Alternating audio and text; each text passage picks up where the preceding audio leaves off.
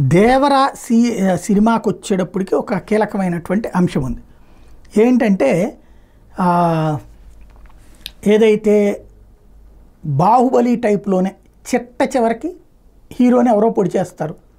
అంటే పెద్ద తండ్రి కొడుకు పాత్రలు అక్కడ అమరేంద్ర బాహుబలి, ఆ తర్వాత ఇంకో బాహుబలి అని ఎట్లయితే మహేంద్ర బాహుబలి ఇద్దరు బాహుబలులు.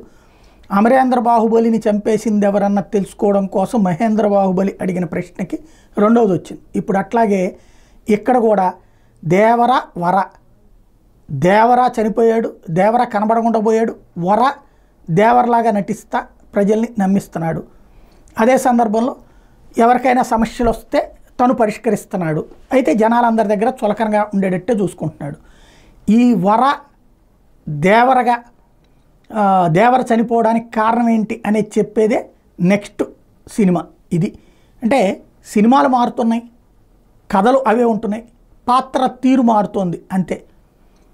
మంచి మీద చెడు విజయమా, చెడు మీద మంచి విజయం అంటే చెడు ముందు ఇస్తూ విజయం, తర్వాత మంచి విజయం. ఇదే ఇప్పుడు ప్రస్తుతం సోషల్ మీడియాలో ఉంటున్నటువంటి కాన్సెప్ట్ అనమాట.